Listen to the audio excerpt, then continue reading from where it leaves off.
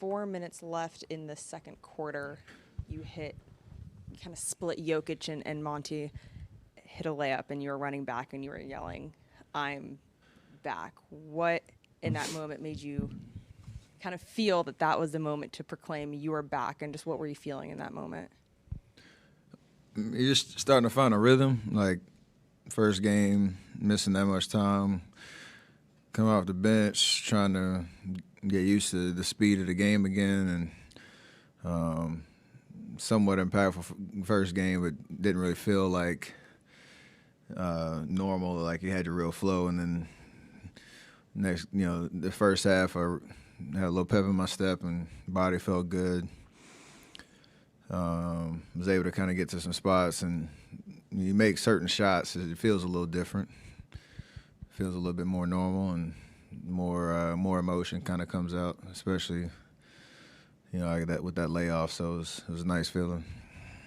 Can you take us through that exchange between you, Gary, and Jokic in the second quarter? Nah.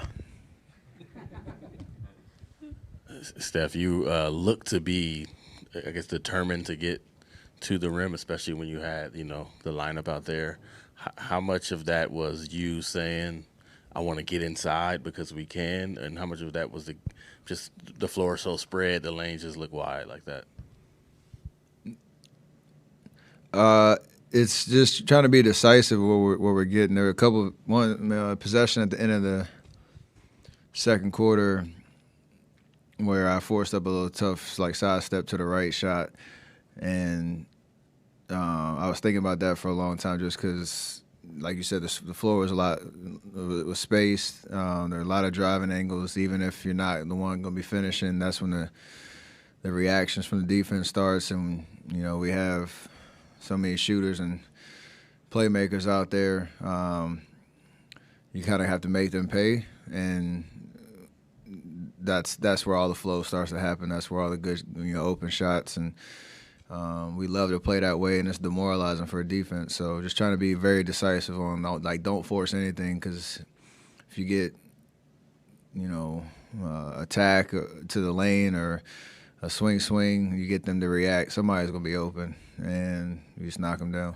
What are your thoughts on watching Jordan specifically, get to the basket? And you know how difficult it is, but he seems to have a way about him where he can wiggle and get to the cup. How impressed are you with your protege's ability to do that?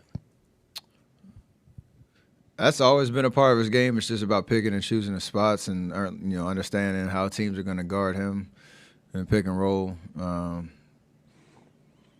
Again, taking advantage of the space that's out there.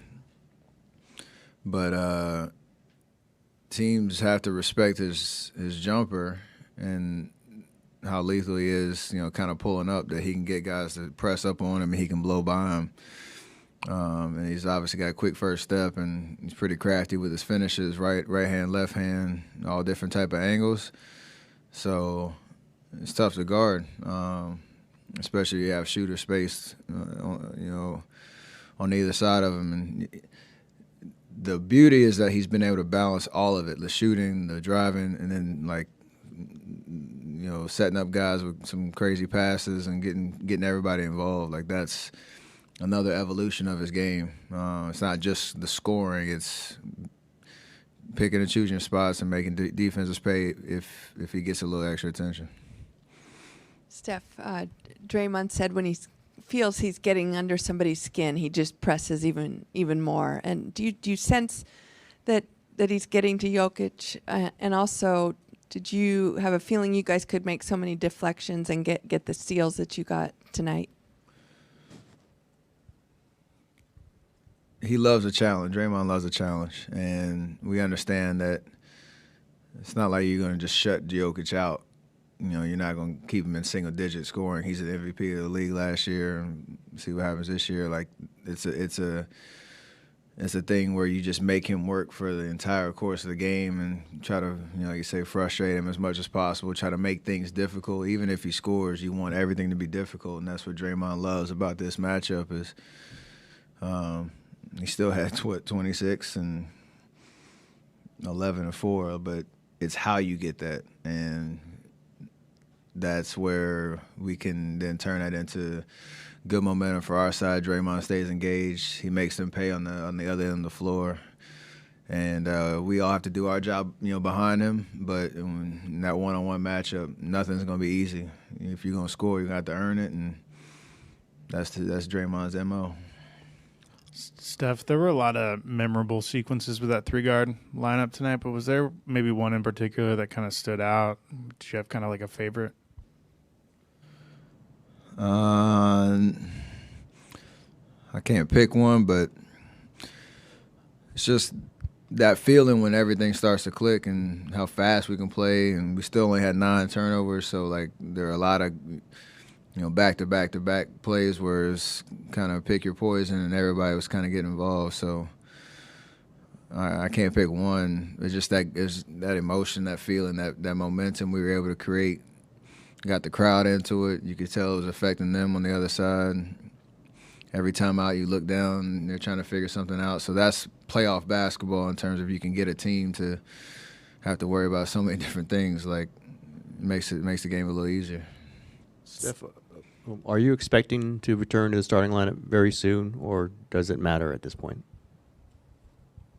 Like I said before, most of it is trying to figure out what appropriately or how we can appropriately increase my minutes, and then you figure out what that looks like. Right now, the goal is to make my minutes impactful as much as possible. So we will see.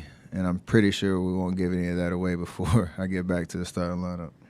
2 questions. First off, how's your foot feeling? I know on Thursday you said you still were dealing with some mild discomfort. Is that gone away, or is it still?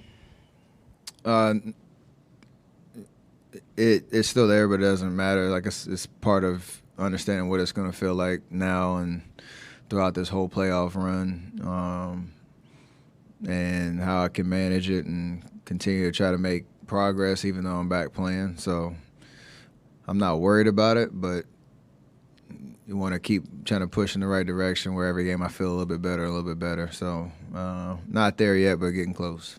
And then Steve Kerr and Draymond both made comparisons saying that Jordan Poole looks, kind of like you. They see some resemblance in your guys' games. And obviously there's only going to be one Steph Curry, but just what have you thought about, what do you think of those comparisons with Poole? The maturation of his game in these 3 years has been unbelievable, and just his confidence in himself to be able to, take it up another notch at this stage. Like, it's extremely impressive.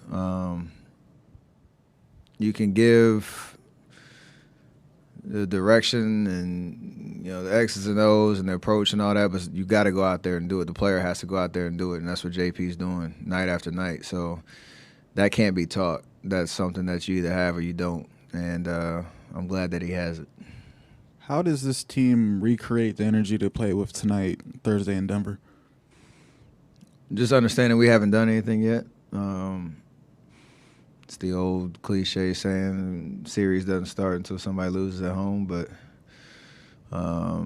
understanding like this is the attention to detail in our game plan, knowing that it's going to be a lot harder to get a win, on the road, but we obviously are capable if we take care of our business, continue to play defense at a high level, continue to take care of the ball, making them forcing them to defend a lot of different actions, and then how you deal with adversity. Like, that's going to happen at some point in the series. There's going to be a crazy run that they make.